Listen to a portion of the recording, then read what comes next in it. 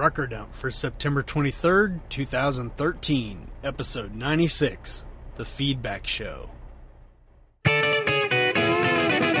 Welcome to Trucker Dump, where you'll get one driver's insights and sometimes humorous views of truck driving and the trucking industry, and pretty much anything else he feels like dumping on you. This podcast is brought to you by AboutTruckDriving.com. Resources to help you understand the world of truck driving through the use of stories and a pathetic attempt at humor. Long time no talk, folks. Yeah, I realize it's entirely my fault that it's been...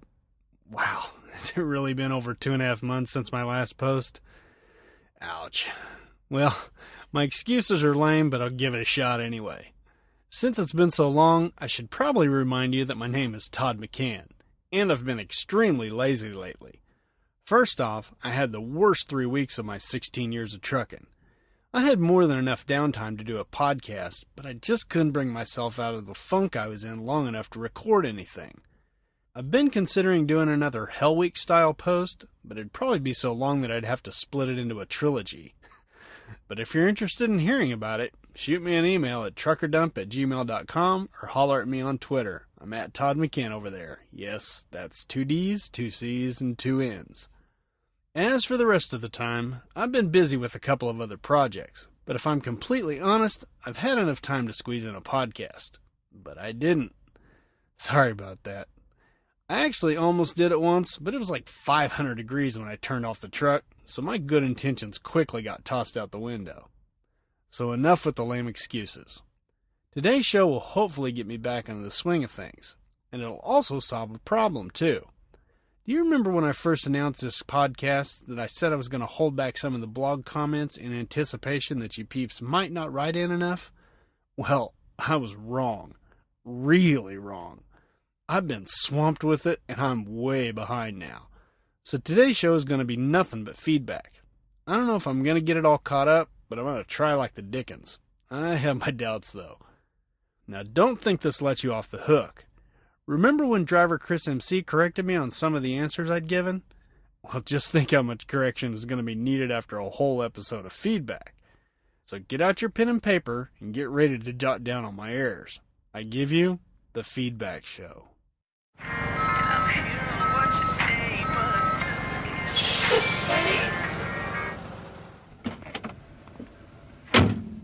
Hey, yo, bud, where do you want this load of feedback? Alright, I think first we'll tackle some of the stuff from my own website, and then we'll hit some of the stuff that I guest post for, and like my jobshadow.com interview, things like that. Let's go ahead and get some of my stuff out of the way first. First up, we got a couple of comments on e-logs. Do they really increase driving time? That's the one where I talk about whether e-logs are really as efficient as everybody says they are, or if there's maybe a catch or two. Ed writes in and says, shippers and receivers always blame the carrier. They don't want to hear weather, traffic, or any other excuse. The only way to make this hours of service work is for shippers and receivers to be fined for outrageous delivery requirements. If you could pull up your load time electronically and show your delivery appointment time, you could show they expect the impossible. You are correct. If you complain, they'll just find another carrier. Man, Ed, you nailed this one. The shippers and receivers are the number one culprit, and they need to be held accountable. I think this needs to start with the carriers. While you're right that many customers will just find another carrier, I also know for a fact that good carriers have more pull than one might think. For example, a few years back, one of my carrier's main customers, a big name that everyone would recognize, started jacking our drivers around. Load times got longer, and drivers would show up for preloads that weren't preloaded yet. After numerous unheeded warnings from my company, we finally dumped the customer. Now, I doubt anyone thought my company would give up that big of an account, but my company did. Less than a year later, the customer came crawling back to us. It seems that just switching carriers didn't work out too well for them because they couldn't match my company's on-time service record. So you see, if all the carriers would just grow a pair and lay down the law, they could put a stop to all this abuse. Sure, there'd be short-term pain, but if all carriers refused to get jerked around, in the end, the customer would have to address their problems. Too bad it'll probably never happen. Thanks for your thoughts, Ed. And Keith writes in, He says, just think you won't be the only one losing out. So will shippers and receivers and companies. They may not lose like the driver, but they will lose. How so, Keith? I agree about the carriers taking a hit, but I don't see how this will make the shippers lose anything. Receivers? Maybe a bit more, but not for long. Let me think out loud for a second here and see if I can understand your point. Okay, if shippers take their time loading you and you can't deliver because of your e-logs, whose fault is it? Theirs? No, it's the driver's or the carrier's fault. Once that load leaves their warehouse, it's the carrier's responsibility. If your company told the shipper their driver could deliver it on time and they fail to do so, how does that affect the shipper? Sure, receivers will get pissed, but what are they going to do? Call the shipper to complain? Not in the beginning. They're going to call the carrier. Even if the carrier blames the long load times for the late delivery, ultimately, it's the carrier's fault. They could have relayed the load to another driver. And if you, the driver, fails to report that you'll be late because of your e-logs, who gets chewed for that? Not the shipper, receiver, or the carrier. That leaves one guy or gal to take the heat. And even if the receivers do listen to the carriers and start getting cheesed about all the late loads, what do? They call the shipper to complain. Then the shipper finds a different carrier that says they can deliver on time. This isn't hard to do since there are hundreds of trucking companies that are eager to do business with them. Carriers who just so happen to still use paper logs. So again, how does this affect the shippers in a negative way? And the last thing that could, in theory, happen is that the carriers stop doing business with shippers and receivers who don't reduce load or unload times. Sorry, I cracked myself up there. A carrier throwing away business? Well, like I just told you, mine did it, and it worked. But maybe I'm missing something here. If I'm being a moron, please straighten me out, Keith. I don't mind looking like an idiot every now and then. And rounding it out on this particular article, Rich writes in and says, E-logs, GPS, and satellite tracking have gotten trucking to the point that all drivers should be paid according to the Fair Wage and Labor Act. Big Brother can track your every move. If the feds really wanted total honesty from drivers, this would happen.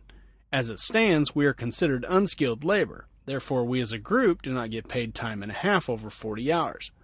I beg to differ on the skill level. After all, we are called professional. Does that not imply skill? As for e-logs, I'm old school and have opted out of trucking after 25 years. As I see it, there was a 10% pay cut associated with those. I gave away enough free time over the years. Man, way to go, FMCSA. Looks like we've lost another experienced driver. 25 years and now he's gone. Sorry to see you go, Rich. All these things you mentioned, e-logs, GPS, satellite tracking, and I'll include hours of service rules, have all changed over time, and we've all just rolled with the punches. As I once podcasted about, how much is too much? Well, I guess you've got your answer. Sorry to see you go. Next up we've got, oh boy, yeah. This is Trucker Dump 91, Bungling the 34-hour rule. This is one where I kept track of the 34-hour rule before it was actually implemented, just to see how it was going to affect us drivers. Man, I got waylaid on this one, and all of them are really long, so the only way to get through this is just get started. So, Al writes in. He says, "Great post, Todd. I'm going to do my best to meet the commitment I made on Twitter about sharing some thoughts on this. Thought I'd have some extra time today since I have a day off at home, but my daughter decided, or her daughter decided, I guess, that today would be the best day to give birth. Of course, the call came to go down and watch over our grandson at 3 a.m. So I'm dopier than usual at this point, and both my wife and I are still on the edge of our seats waiting for the main event to draw to a conclusion so we know for sure that mom and baby are healthy and happy. Not that we have any reason to doubt that, but you know, we parents and grandparents, and fretting over the natural events in life is part of what we do. Yes, I have noticed that, Al. Anyway, to the meat of the matter here, he says, I've been playing this long-haul gig for 15 years or so. Open board for the first 12, and I've been doing a dedicated run for the last 3. I'm going to play the devil's advocate here, but first some disclosure for perspective. I'm a Canadian trucker that runs half his miles in the U.S. and half in Canada every week. So I need to balance two sets of hours of service rules. I leave southwestern Ontario every Saturday morning and head for Winnipeg, where I pedal freight around the city and surrounding area on Monday, sometimes into Tuesday. Sometimes I'll run as much as 2 to 3 hours west of the peg and switch wagons with one of our western drivers if needed.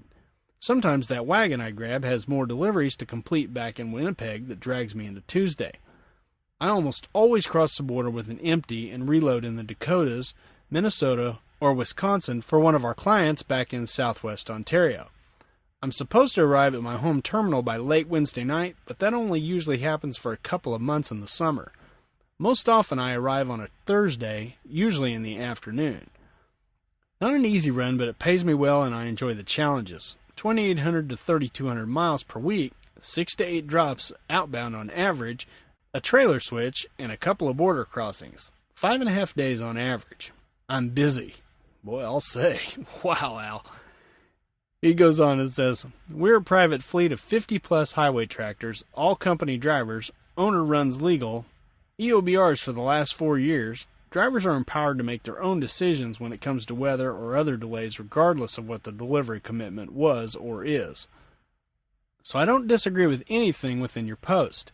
In fact, I'll go so far as to say this rule does not impact me too much because I do the same rounder each week. So as I've said, getting home on Thursday afternoon and leaving Saturday morning is a no-brainer to meet the requirements of the modified 34-hour reset that comes into play July 1st this year. Unless I get delayed past midnight on Thursday, then I'm screwed. I run too many miles to get 2 rounders done legally the second week on my recap. 70 hours in 8 days just doesn't cut it. But here are a few things I think we need to consider. 1. I've come to deeply believe in the sleep science that supports the change in the rules. Just because we've gotten used to feeling crappy by living the way we do, alternating shift times over the course of each week doesn't mean it's right.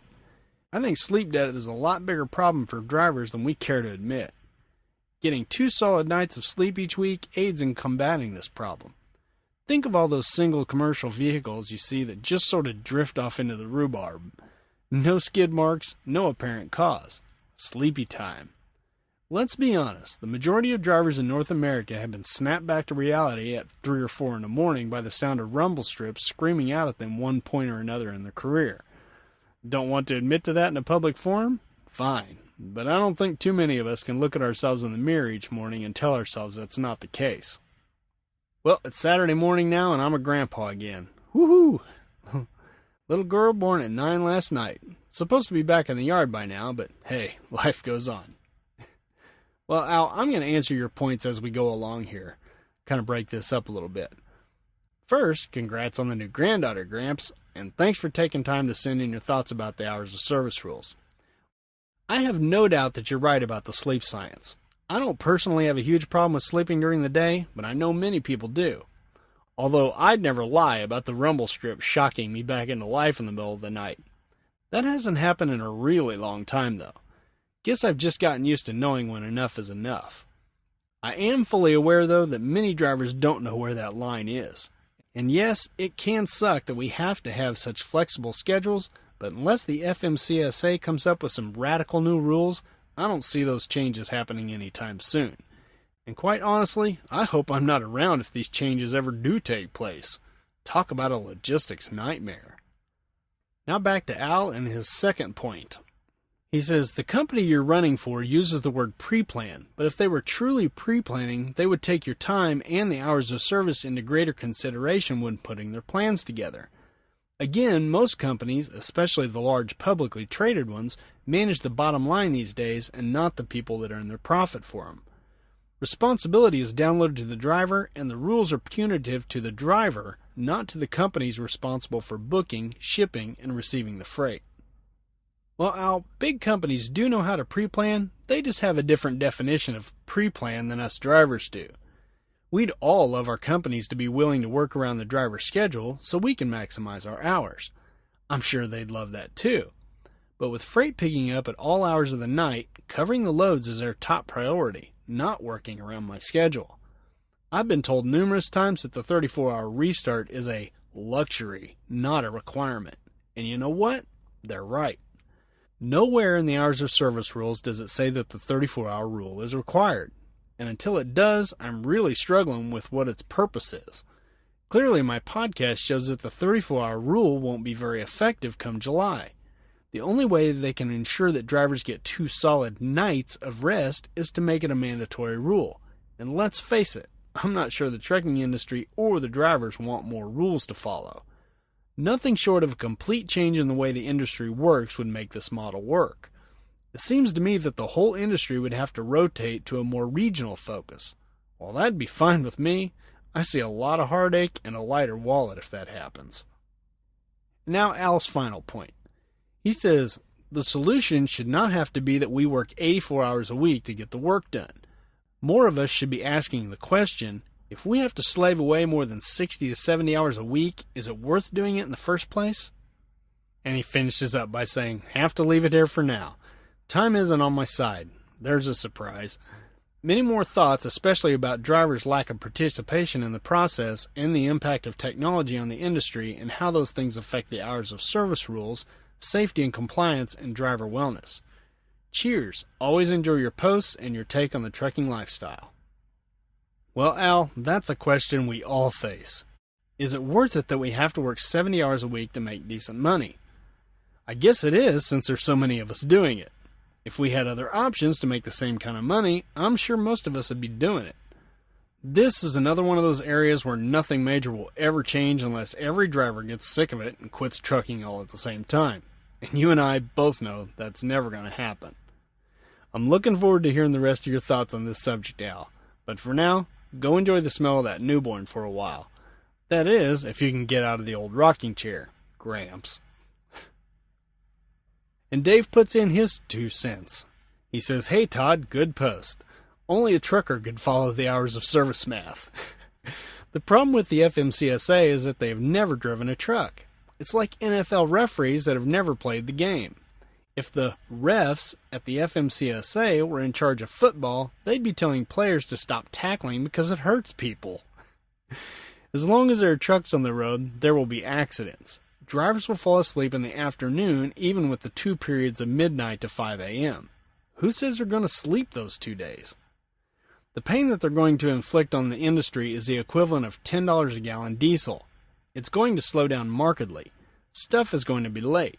Supply chain professionals had better stock up on inventory now, which may be the reason it's busy right now despite the weak economy. The problem may be averted by a court decision, but I wish they would give the industry the common decency of some sort of stability. Well, Dave, I was a bit worried about the hours of service math, as you put it. But in the end, I just figured my non-trucking readers, or listeners, would just skim over those parts anyway since I got no dog in this hunt. I trust they got the gist of it, though. Pretty easy to see that the new 34-hour rule is a crock. I love the NFL referee analogy. It's so perfect. The FMCSA people don't have a clue. Listen, I realize that a governing body like Congress can't be made up of people that have done every job in the world in order to make decisions about the country's economics. But when it comes to something specialized like the FMCSA, I really don't see any reason why they can't get people who've actually done the job. It's not like there aren't plenty of us out here. Next up, your point about the 2 periods of nighttime rest not guaranteeing that the driver is going to get enough sleep. I know many times I haven't. I'm guessing since you brought it up, you haven't either. And I know it ain't just you and me. Lastly, while I think it's natural to expect the industry to suffer through these kinds of rule changes, I don't think there's ever as much fallout as everyone anticipates. Remember when we switched from an 8-hour break to a 10-hour break? Same kind of doom and gloom talk, but hardly any noticeable effect. Remember when e-logs started being implemented? Everyone, including me, was crying about the downfall of the trucking industry. Once again, not much change actually happened. Sure, in the beginning I was doing a lot more relays due to the unforgiving e-logs, but things went back to normal before too long. As bad as I hate to admit it, I really do think the trucking companies are just really good at dealing with these type of changes. They make little tweaks to their system that correct the idiocy of the FMCSA and the uncaring nature of the shippers and receivers. Honestly, I wish that weren't the case. I wish they would implement some brilliant new idea that would bring the industry to its knees, because quite frankly, that's about the only way anyone will wake up. The FMCSA might actually admit that they've had some useless ideas and reconsider some of their decisions.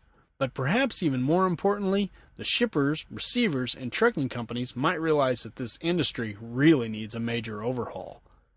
Thanks for stopping by and giving me a chance to rant, Dave. I always appreciate experienced drivers like you who share their thoughts with us. Okay, next up we've got Owen. You're going to have to bear with me on this. This is one of those ones that doesn't seem to have much punctuation, and sentences are all kind of run together and everything. I know it's hard to leave comments sometimes, but try to do the best you can with the grammar, folks, because it's really hard to get through these. It's really hard to read them. Okay, Owen, let's see. He says, first, thanks, Todd, for all you're doing with this blog. I started driving back in 1980, so the driving schools in most places did not even exist. I've seen more than my share of changes, and not many were for better. I've owned several trucks over the years, leased to big and small companies. Landstar to a man with a bigger company contract and 8 of his own trucks. The company contract was just a front for the paperwork till the load was delivered, not easy to do today. I've not heard the phrase wildcat in a few years. So yeah, I'm over the hill. And counting down to retirement if I can afford to by then, but for now we just keep rolling and pray we manage to make money. I'm running a dedicated run from Tennessee to Detroit area and back, and boy does it get boring. I leave around 1 a.m. Monday, drop at a customer around 1 p.m., take my 10 hours and hook up around 11 p.m., and come Tuesday morning, go home till 1 a.m. Wednesday and do it all over again. On Friday, I head to Canton, Mississippi for unload and reload returns for the next Monday. All this said, the 34-hour rule is no problem since I'm shut down by 5 p.m. Friday. Where my problem begins is the sleep schedule. I, being the first to admit, have heard those rumble strips from time to time. I've gone a lot of years with no problem till I lost control of my sleep schedule when tired and awake when I needed to drive because of most of my days start around midnight. There are a lot of weekends I don't get the proper rest. Just this past Sunday, I woke up around 8 a.m., had a full night's sleep, and I felt great.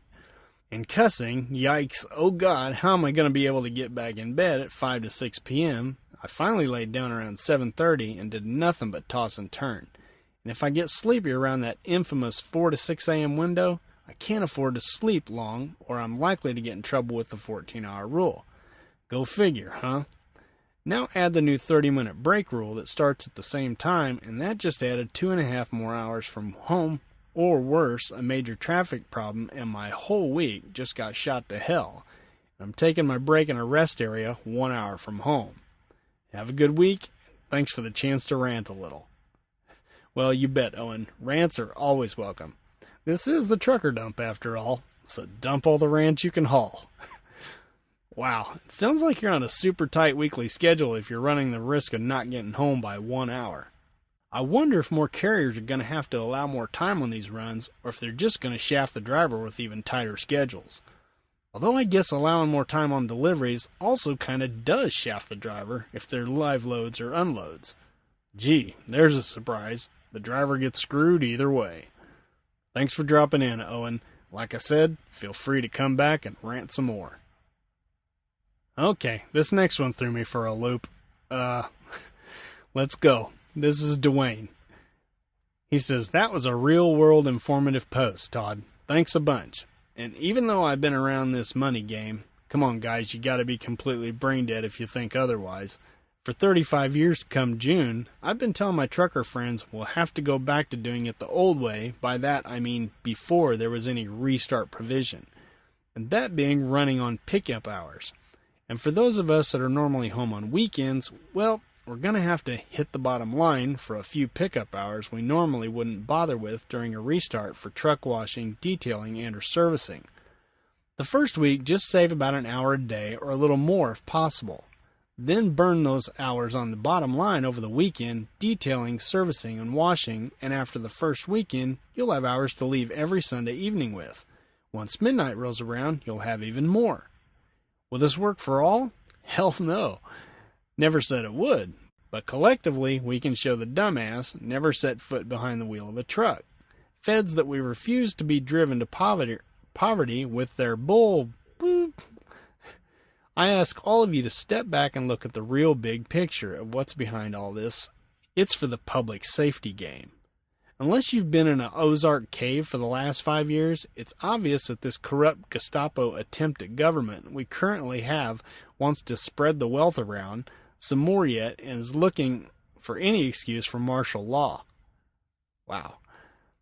Boston recently was a great test that Americans failed miserably at, letting Gestapo troops remove them from their homes at gunpoint when they'd done nothing. That tactic worked well for a tiny man with a square mustache once upon a time. With that said, sit back and think about this. What better way to get America to its knees to the point? Think Germany 1940 and the bread toilet paper lines here, of food riots and other violence, totally stemming from empty grocery store shelves and empty in-ground gas tanks at convenience stores, than to have all of us stopped utilizing either the new 34-hour restart, midnight to 5 provision, or another damn make-you-sit-all-the-time joke. E-logs. Sorry if you guys are confused. I am a bit myself. And here's where it turns and gets even weirder. He says, take in what I just said before you childishly start one-finger typing cuss words at me because you don't get the big picture yet. Empty store shelves, this is only one small way they intend to get you to sign here, give us your guns and your rights. We'll find you some government cheese. Don't be a largemouth bass just because Hank Parker just threw a bait near that log you're hiding under. Please, unless you want to slip seat the rest of your career, make $400 a week, maybe, and go grocery shop at the government commissary. At this point, I really don't care what names you call me. Let things keep progressing as they are, and I'll have my chance to call you a few myself. Wow. Well, Dwayne, I'm not quite sure what happened there. You started off thanking me for an informative blog post, and about 3/4 of the way through, you turned on me with a one-finger typing cuss word remark, and ended with preparing yourself for us to get into a name-calling match like a couple of 4th graders. Call me confused. Listen, I do this blog, and I welcome anyone's thoughts in the comments section, whether I agree with them or not. Heck, I even ask for differing opinions sometimes. As long as the curses are bleeped out like you did, you're welcome to say whatever you like. And since it's my blog, I'm welcome to respond any way I like. For starters, there won't be any childishly typing one-finger cuss words at you. In the first place, I don't cuss. But if I did, I'd be able to do so with all 10 fingers at about 40 cuss words per minute. But that's not my style. If you think changing a few rules in the trucking industry will eventually cause food riots and the loss of our guns, then that's your prerogative. I just don't see it that way. And correct me if I'm wrong, but there seems to have been a whole mess of changes in the driving regulations over the years, and I have yet to witness any violence over it. Additionally, I started using e-logs in December of 2010, and I haven't noticed any of the grocery stores going empty. No, what I think will happen is what happens every time there are changes to the trucking industry. Drivers will whine and cry about it for a while, at least that's what I always do, threaten to quit trucking, and then suck it up and adjust to the new rules. Sure, it'd be great if we could all stand together and stop some of these changes from happening, but let's face it. We can't even get all truckers to agree to shower. How are we supposed to face down the FMCSA? So anyway, Dwayne, I fully expect to hear a comeback from you, and you're more than welcome to do so. My policy is that I'll have an intelligent conversation with most anyone, provided they don't resort to insults and name-calling. So feel free to come on back and rant anytime you like. Just next time, please don't turn on me before I've even said anything. Thanks for stopping by. Told y'all that was a weird one.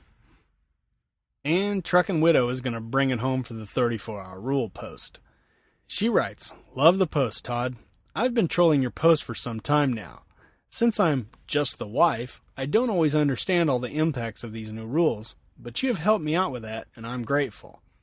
I do want to share what my initial reaction to the new hours of service laws and why I had that reaction. I think that most of your readers might be owner-operators, though I can't be sure.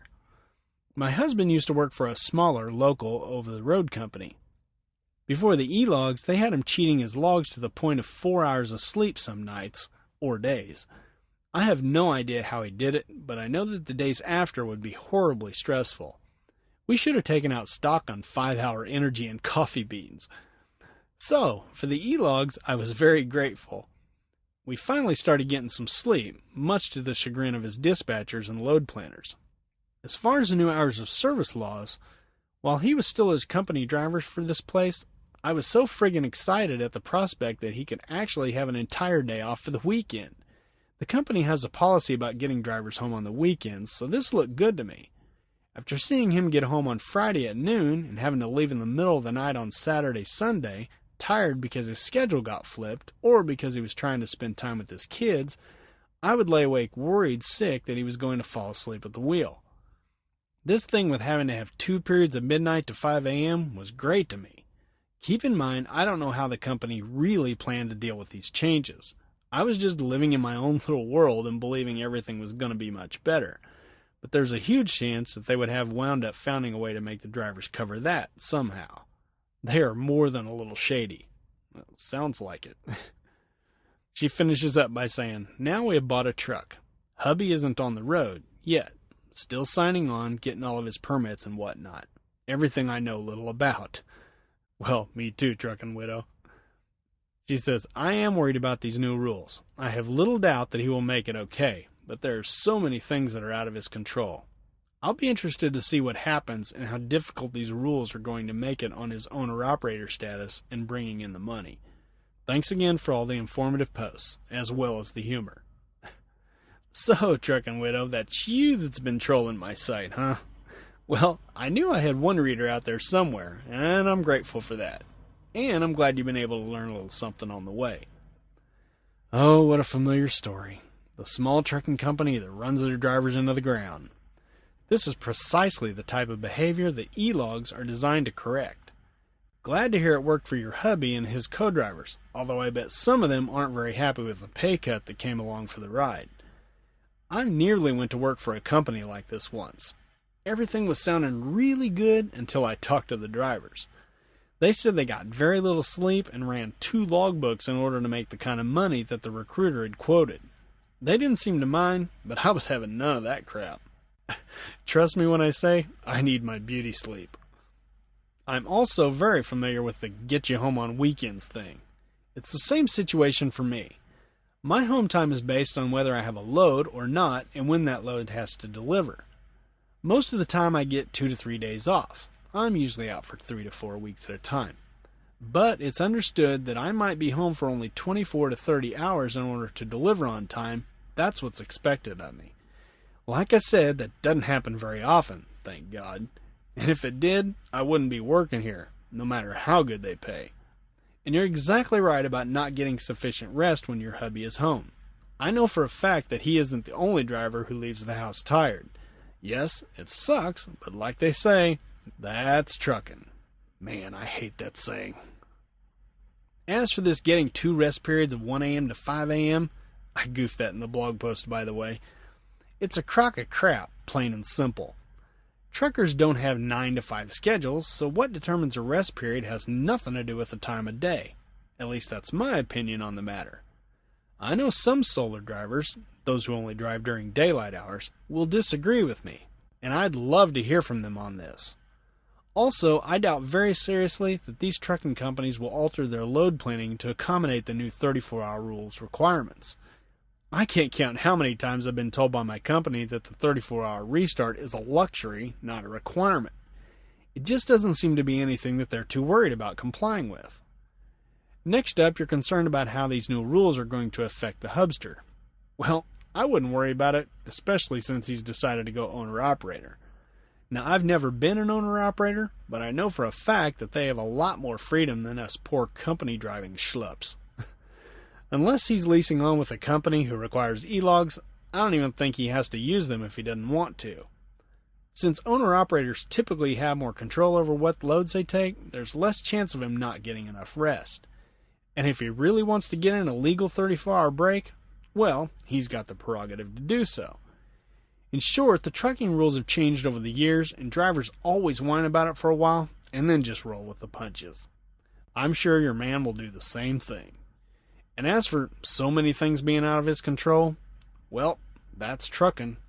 Dang, I said it again. Thanks for stopping in and leaving your thoughts, Truckin' Widow. I really appreciate you taking the time. Well, that was all deep. How about we lighten things up a little bit? Remember when I did the podcast TD90, the new website is finally here, try not to pee yourself? Well, Scooby wrote in and said, it would not let me like it from my mobile device, but I'm the first. Okay. Well, Scooby, I'm not aware that there was a race to be the first to comment, but you win! And this next one just shows how awesome that my readers and listeners are. And I'm going to have to quote myself in order for it to make sense. This is on TD18, Eddie Rabbitt was right. In it, I said, quote, like your car, all modern trucks come equipped with a wiper delay function. Still, most of the time, it just doesn't cut the mustard. Although I'm really not sure how you even start the process of cutting mustard. How can you cut something that is mostly liquid? And why exactly would you want to cut the mustard? What did the mustard do to warrant getting cut? End quote. Well, B.T. Johnson wrote in and said, Todd, mustard is much easier to cut when it's frozen. An electric carving knife works best. Well, thank you, Brian. You are a brilliant, brilliant man. Thanks for the chuckle. Next up, we have a quick comment from Candace, who makes a comment on TD33, that's the automatic or manual truck transmission. She has an opinion. She says, with where I'm working at, they did a road test on me with an automatic with clutch. Can't say I really liked it much. Felt like it took forever to get up to speed. And of course, I forgot to hit the clutch when stopping. Maybe with time I could have learned to like it, but for that 20 minutes, I just wasn't very impressed with it, or did I like it? Well, you're right, Candace. Automatic transmissions do tend to accelerate slower if you don't know what you're doing. But once you figure out how to skip shift with one, it's almost as fast. Almost. But for me, it's a nice trade-off that I always realized when I was creeping along in rush hour traffic. I love me some automatics. And quite frankly, I doubt anyone would like them after one little test drive.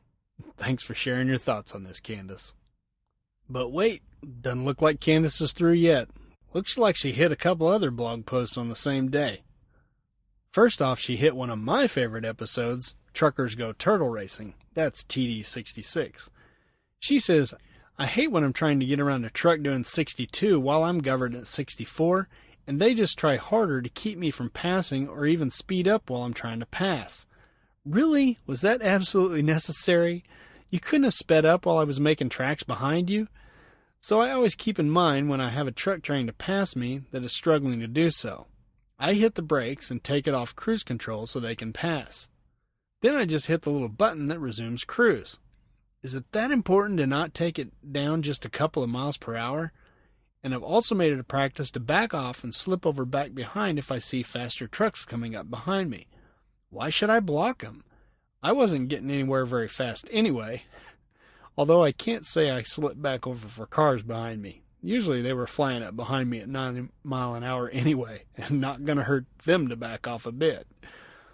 Just like I will ride the middle lane in heavier traffic areas, but if I see faster trucks coming behind me, I'll duck back over to the right lane until they've gone past.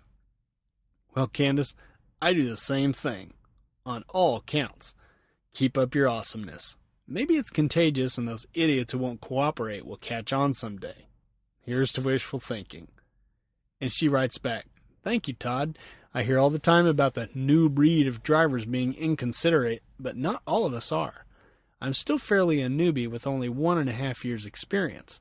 But I've been around truckers quite a bit previously, as my late husband was after he got out of the Army, and my ex-husband is as well after getting out of the Air Force. Do you see a pattern here? LOL. I just try to do what I would like to think others would do for me, but I'm often disappointed when very few are considerate of others like I am. You keep up your awesomeness too. Well, I will try, Candace.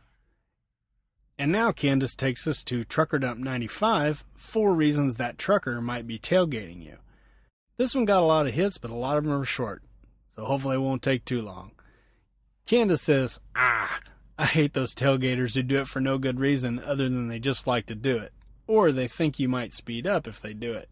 Which unfortunately, I'm governed at 64, so no going faster than that. I did end up in a tailgate situation the other night approaching a toll booth, though. This white work van comes screaming up to the side of me and behind a truck in their lane and ducks over right in front of me and decides to make a quick slowdown. Yep, I ended up on his butt. I backed off and he did it again, while the guy in the back seat is looking out the back with a huge smile on his face. Oh sure, bud, it's going to be really funny until your grin is eating my grill. And of course, it's stop-and-go traffic jams. I will be on someone's butt then, too. No chance of me hitting them at that pace. And it keeps the sudden lane shifts from ducking in front of me, forcing me to slam on my brakes to avoid them. Don't get me wrong, I will let people in front of me who don't feel the need to be jackasses about it. And then there's the jerk truck drivers who do it, and I look back and it looks like I'm pulling doubles. Life on the road, eh? Well, thanks for writing in again, Candace. Yep, life on the road is swell, all right. Putting up with the idiots is just another part of the job. It's amazing how many people think it's funny when they cut off a truck. Like you say, if that van had misjudged just a tad bit, they would have been having grill soup for dinner. I'm like you. The nicer the car next to me, the more likely he is to be offered a spot in front of me. Be careful getting too close in traffic jams, though. If your foot slips off the clutch, you could find your front bumper lodged on someone's rear spoiler. And you wouldn't want to do that. We all know how aerodynamically important a spoiler is to a Pontiac Sunfire. And she writes back, well, I'm not close enough that I don't even see the top of their car, which my ex is famous for doing in his huge-ass Western Star. But I won't leave enough room for some idiot to dart in front of me because they're in such a hurry to gain that extra foot. Everybody's in a hurry. It sucks. Next up, Kevin McKay's got a quick comment about this post. He says a lot of people simply never look at their rearview mirrors. In addition to the slow four-wheelers in the fast lane, I often see people who don't even notice the quickly approaching ambulance with the lights flashing. Yeah, Kevin, I've seen that too. Obviously, those flashing lights aren't bright enough. Justin says, I hate being locked at 65 mile an hour and catching people on a 70-plus mile an hour interstate. If you can't afford to go 70-plus, get a new job.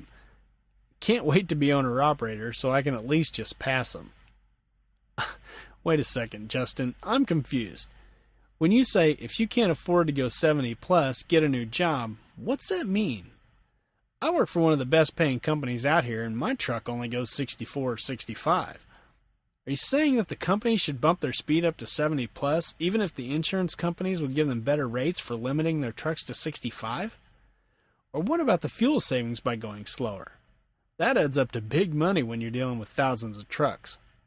Now, I think the safety argument is a crock of crap, but it's hard to deny the cost savings of cheaper insurance and fuel costs. Having said that, I understand your pain with being speed limited. But have you noticed that there's an awful lot of owner-operators out here that are guilty of going 62 mile an hour? I know I pass plenty of them. They're doing this because of fuel prices. I read somewhere that an owner-operator can gross $10,000 more per year if they slow down. So maybe you'll just pass the slow guys when you're an owner-operator. Or it just may be that you are one of the slow guys once you're paying the fuel bill. Either way, good luck with going owner-operator. And John writes, so just to be clear, your excuse to tailgate if someone is not driving the speed limit is because they need a new job or a better vehicle? Seems to me like people like you are the jackasses. I take it you have no idea that most RVs, i.e. travel trailers and RVers, have ST tires that are rated at 65 mile an hour and are just bombs waiting to go off when driving at sustained speeds over that. For example, they are derated 10% in load for every 10 miles per hour over the 65 mile an hour rating. So the next time you get on someone's arse that is hauling an RV, maybe think about giving them a break and stay off their ass. I know when I see a semi wanting to get by, I will do everything I can to help, like slowing down after they commit to pass and have changed lanes. So just who are the jerks? Well, John, first off, thanks for writing in with your thoughts. I figured there'd be someone out there who would disagree with my reasons for tailgating. You're the first of probably many. So let's get one thing clear. First off, when I was speaking of cars that weren't capable of going the speed limit, that was largely tongue-in-cheek. I mean, how often is a vehicle truly incapable of doing the speed limit? Even a piece of crap can usually go 65 or 70 mile an hour. Like I said in the article, if you've got a legitimate reason for going slow, like you're pulling a trailer, you got a teetering pickup bed full of junk, or you got mechanical issues, then I'll just go around you if I can. If I'm following the slowpoke on a 2-lane road, I'll back off until I see an opportunity to pass. Then I creep up behind you. Either way, I'm setting up a pass, which is my reason number 3 for tailgating. As for the truckers, I'm not saying they need to get a new job where they can drive faster trucks. If someone likes working for a trucking company with 60-mile-an-hour trucks, more power to them. What I am saying is that those of us with slower, speed-regulated trucks need to go out of our way to not be a problem. Sounds like you and I both do that on a regular basis. We just rock like that, I guess. I said as much in Trucker Dump 66, Truckers Go Turtle Racing. Of course, there's a link to that in the show notes. As for the RV tire ratings, I doubt most people know about that. You talk like everyone should have knowledge of all tire specs. If you've never driven an RV, how would you know that?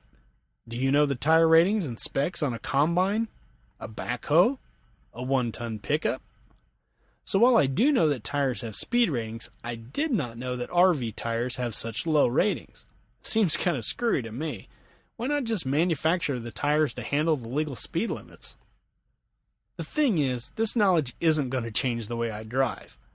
If someone is going under the speed limit or varying their speed for no apparent reason, me getting 2 to 3 car lengths behind them, my definition of tailgating, for a brief time is usually the wake-up call they need to realize they need to pay attention to their driving.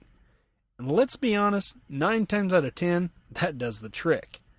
And just like I said in Truckers Go Turtle Racing, if I can't get around them for whatever reason, I just drop back, set my cruise a bit slower, and pray they just slammed a 64-ounce iced tea and will need the next exit.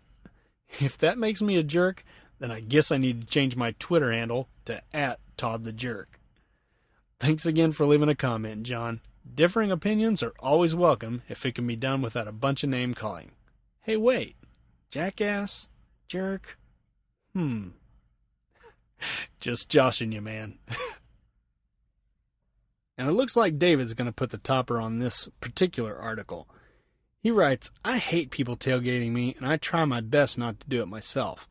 As a four-wheeler, if I see a trucker starting to tailgate, I try to speed up. Although being in the People's Republic of California, with its stupid truck speed of 55, this doesn't happen too often. On a slightly different topic, I want to tell all of you the best driving habit there is.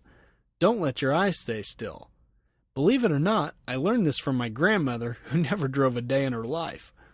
She noticed the bus drivers are always scanning from looking ahead to the mirrors and to the dashboard. Lather, rinse, repeat.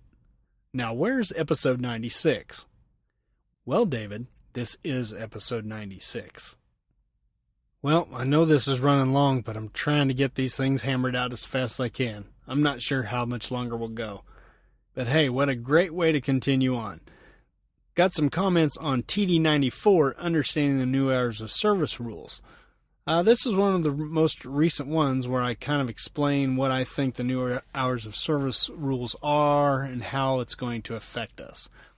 The infamous Ray Sunshine 77 on Twitter, that's her handle on Twitter, she writes in and says, I really hope I did that math right. You didn't mention I'd have to do algebra to comment. And you thought I didn't comment before. Anywho, on to the new hours of service suck comment. I like the 30-minute break because it means hubby has to stop and actually eat dinner sitting still. For those of you that think driving and eating is as bad as texting and driving, I hope you covered your eyes. The con is that it sometimes requires him to utilize the 8 and 2 split when we don't normally use it. The 1 to 5 a.m. on the restart doesn't bother me in the slightest. He's officially a solar-powered trucker these days, and he's less cranky for it. But the 168 hours between restarts is killing us. We get back sometime between Saturday afternoon and Sunday evening, and he uses all of his 70 hours, so he almost always has to do one. I just hate to being locked into when. They could have just said every 7 days you can only do one. Why make it so complicated even DOT doesn't understand it? I feel your pain about starting the rules earlier than enforcement, but we did it voluntarily so there would be no surprises when July gets here. No sense in needless logbook violations. Well, dang, Gene. You guys must be gluttons for punishment by voluntarily doing the new laws early. I went kicking and screaming. Say, can you provide an example of how the 30-minute break can cause the need for an 8 and 2 split? I don't do them enough to be able to think of a scenario. As for the 168-hour thing, I guess they have to be specific about what constitutes a week. So is my assessment correct?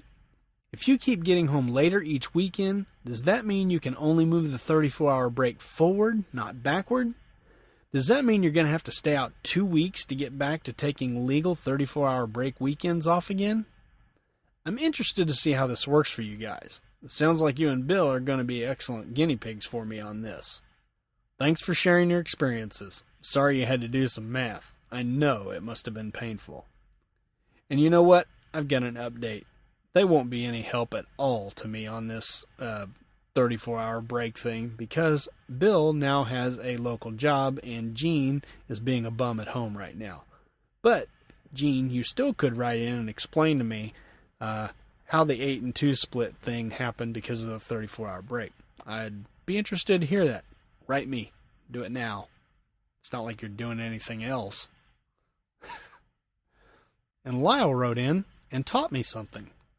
He said, I started coming off the road a year ago. I'm running where I can be home at nights and weekends. I did some math too. I can only work 60 hours, and with my 2 days off a week, I can restart every 2 weeks.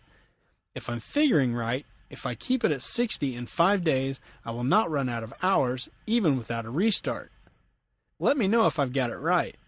I thought it would be simple running a 300-mile radius, and it has been until now. There goes simple. I think I can make it work if I got it right. I'm one of the old ones. I don't have that much driving time left in me, maybe 4 or 5 years. I guess I'll tell you this, too. I'm in Texas, and I can drive 12 hours, not go over 15 hours, and can take off for 8 hours before driving again. I understand I still have to do the 30 minutes in the first 8 hours. If you can tell me anything else, please let me know. You've helped me a lot already. Thanks. Well, Lyle, I'm glad I've been able to help you some. Now, help me to understand something. What the heck is this about you driving for 12 to 15 hours and taking an 8-hour break? Is this a Texas thing I don't know about, or did I simply misunderstand what you were trying to say? Because the last time I checked, the limit was 11 hours of driving and a 10-hour break. And Lyle wrote me back and straightened me out. The Texas rules are different from the feds. We still are subject to logs and DOT checks. There are 6 states that have their own rules. We can work a total of 15 hours and drive a total of 12 hours and take an 8-hour break as long as we do not leave Texas. If we leave, then we have to run under the new hours of service rules. Texas intrastate rules are for Texas only. Any other way, and the interstate are the new rules. Well, holy smokes, Lyle. 16 years as a trucker, and I had no idea that some states are allowed to have different hours of service rules. I guess it shouldn't surprise me since I did know that states can make exceptions for driver qualifications, such as age or disabilities. Still, it's good to know. Thanks for writing back in and setting me straight. You the man. And last on this post, Chuck writes in. He says, okay, here's a doozy for you. I'm on a schedule exactly like Lyle's. Monday through Friday, 6 p.m. to 6 a.m. I get off on Saturday morning and I'm back at work Monday night. So the new law doesn't affect me much since my restart falls on my Saturdays and Sundays off. Until my boss asked me to work one Saturday, 6 days. Once I got off work Sunday morning, that totally shifted my regular schedule from Monday through Friday to Tuesday through Saturday. Screwed. Last week, after taking my 34-hour restart, Sunday and Monday, I came in and worked Tuesday through Friday, off Saturday and Sunday. Since the Saturday and Sunday off didn't count as a restart, due to the 7-day rule, would that mean I would have to drag out the rest of my 70 hours until Saturday morning to get back on my Monday through Friday schedule? Or will my e-log, we have PeopleNet too, automatically restart me this week since I will be over my 168 hours? Well, Chuck, I really appreciate you writing in with this question. You were the first to verify the point I was trying to make in the article. Yep, your boss totally screwed you when he asked you to work that extra Saturday. As you noticed, and as I feared, that shifted your work schedule back a day. As for your question, let me make sure I'm understanding it correctly. What I think you're asking when you say you'll have to drag out your 70 hours is that you need to make sure you don't accidentally get a 34-hour restart. If that's what you're saying, you're exactly right. Once you get home this Saturday, your e-log will automatically restart your 70 hours because you've been out well over 168 hours. So unfortunately, it's just as I thought it would be. Every time you get home later on the weekend than you normally do, you have two choices. One, keep getting home later in the week to get your 34-hour restart until you're back to getting home Saturday again. Or, two, stay out on the road over the next weekend, that's over 168 hours from your prior restart, to get back on your regular schedule. So to sum up, it's yes to both. Yes, you'll have to drag out your 70 hours until Saturday morning to get back on your Monday through Friday schedule. And yes, when you do your 34-hour break again, the e-log unit will automatically restart you because you're past the 168-hour mark. Just remember one thing. For Pete's sake, don't accidentally get a legal 34-hour break in, because as long as it's a legal break, your e-log will log it as such and start your 168-hour countdown again. I hope that answers your question, Chuck. I've got a pretty good grasp on how all this works, so if I misunderstand what you were saying, don't hesitate to write back in and tell me I'm an idiot. I'll give it another go.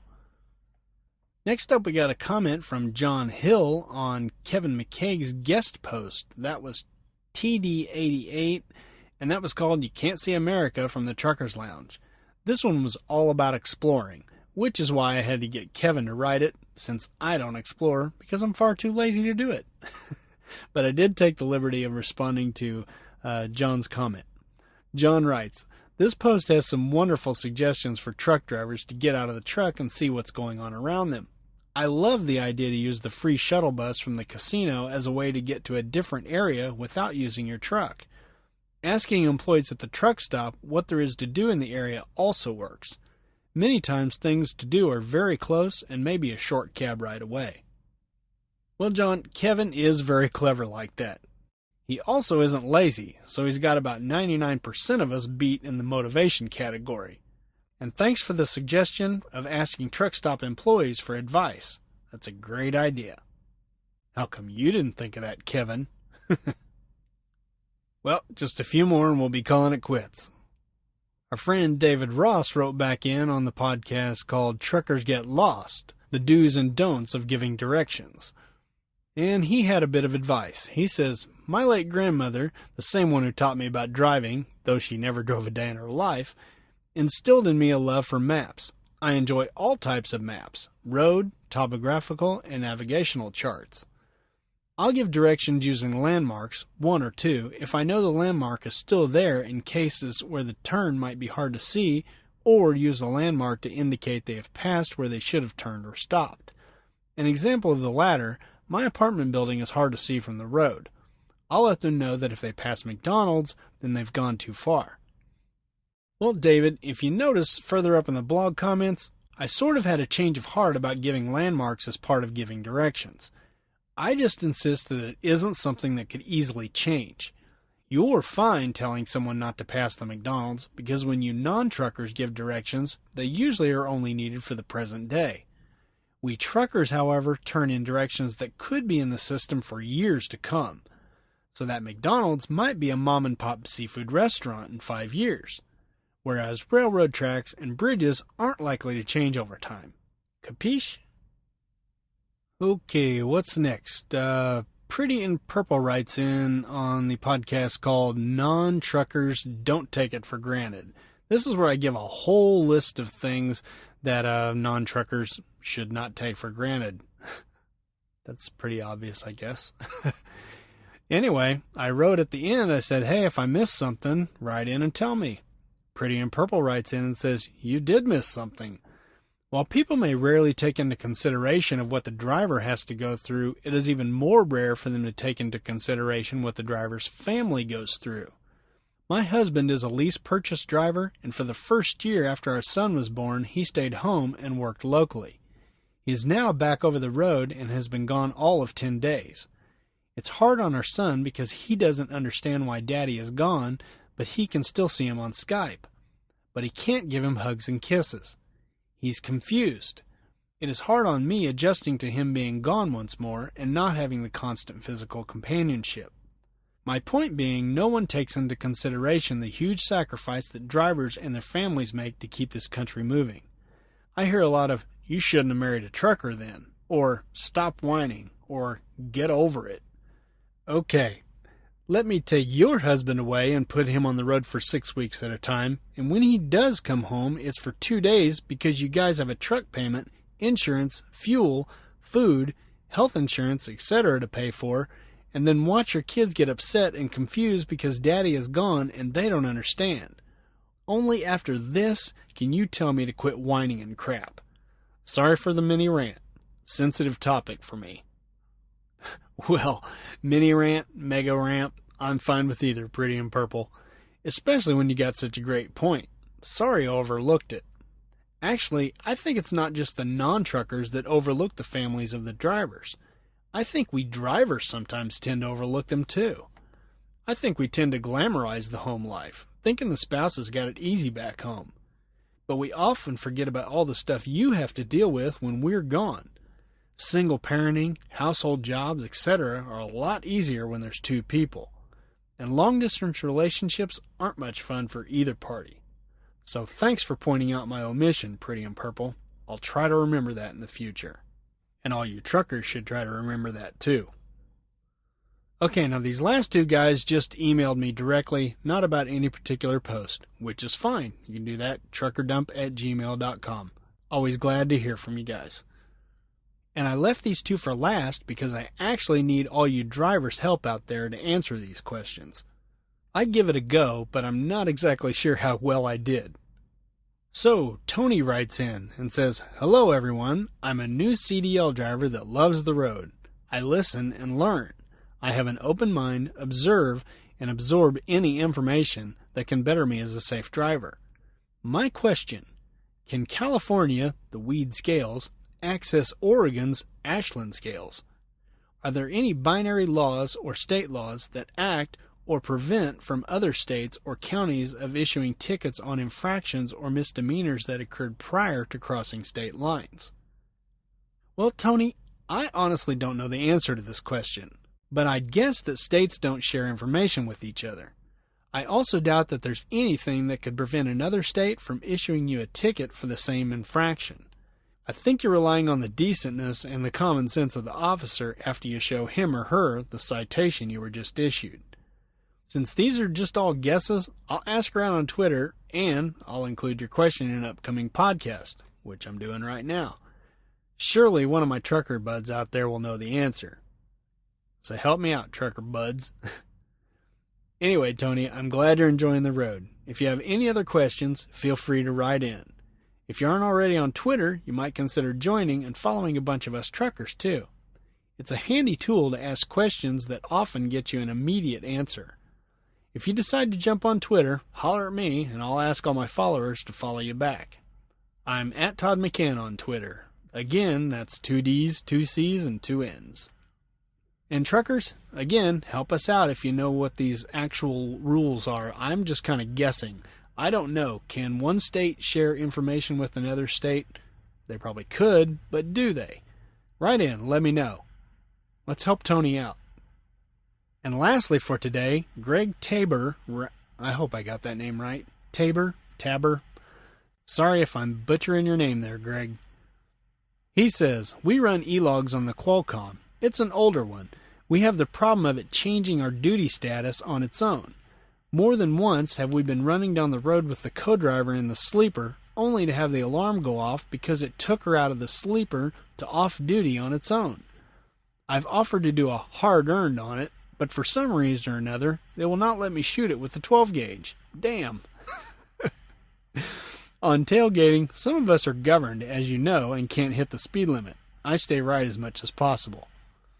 Another thing you might want to cover is CYOA. We run a video dash cam 24/7, audio turned off. I don't want my colorful comments when I post some dumbass driving on YouTube, which I do. I got mine from video-cam.com. They are trucker tested and work well. Thanks for the entertaining podcast. Keep up the great work. Well, Greg, thanks for the kind words about the podcast. It's a lot of work, but it makes it worthwhile when people write in and say they're enjoying it. I'm using the PeopleNet e-log system, and I've heard some of our team drivers say the same thing about the system suddenly putting them on the driving line while the other person is driving. Seems weird that both systems are having the same problem. Personally, I think they should just scrap the whole program until they can sort this issue out. Yeah, right. Like, that's going to happen. I feel your pain in regards to speed-limited truck. Mine goes 64 mile an hour, and I'm like you. I stay to the right whenever possible. But when I do need to pass, I also follow the rules I laid out in Trucker Dump 66, Truckers Go Total Racing. There's a link to that in the show notes. And you know, that's a good idea to cover dash cams, but I've got no experience with them, so I'll have to leave that to someone else. Thanks for writing in, Greg. And hey, you truckers, we got a couple of issues here. Okay, the first one is I seriously don't know anything about dash cams. If you know what you're talking about with those, and you're willing to maybe record your voice, we could get you on a future podcast. Maybe you could do a guest blog post for me. I've been turning down a lot of guest blog posts lately. People have been offering them to me, but I'm not really all that interested in the subject matter that they're presenting to me. I know I've got a friend who's working on something right now. He needs to get his butt in gear and get it to me. That's going to be on a good subject, and it's going to have video in it too, so that's going to be cool. But this also looks like it would lend itself to some video, dash cam type stuff. If you've got reviews of them, or if you use one yourself, if it's saved your bacon, write in and tell me about it. And maybe we can work something out with a blog post. I'm not saying I can pay or anything because I don't make any money myself on this site. But, you know, I can at least tell you how to go about writing the blog post and submitting it and everything.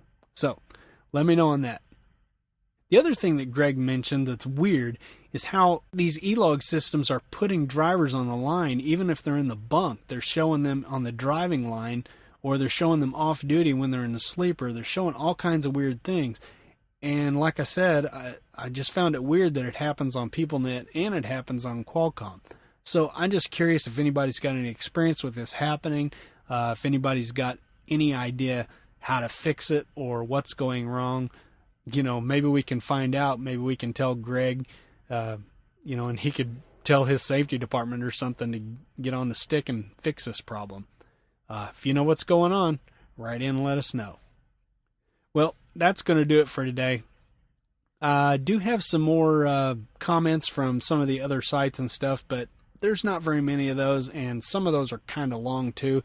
So we'll either save them up and do another feedback show, or I'll probably just be cramming those in on future podcasts. That is, if I can get back to podcasting like I'm supposed to do. So, anyway, thanks for tolerating me doing this podcast of nothing but feedback. Keep it coming. I promise I'll get it out a little bit at a time instead of cramming it all into one big episode. Because I know that's probably a little monotonous for you guys. I know it was for me. But I do appreciate all the comments. Love getting them. And always learn something too. So that's great for me. And let's see. Yeah, I think that's about it. So here's all my contact info.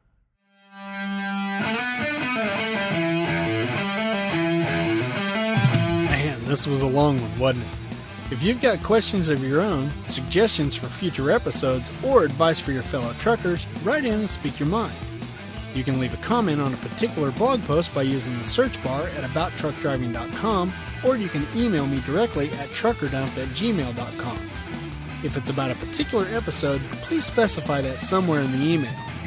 For the third or fourth time in this episode, I'm at Todd McCann on Twitter. That's 2 D's, 2 C's, and 2 N's. iTunes reviews and ratings are always welcome too. Thanks again for your patience on waiting on this episode, and thanks for listening. So until next time, drive safe and stay out of my way.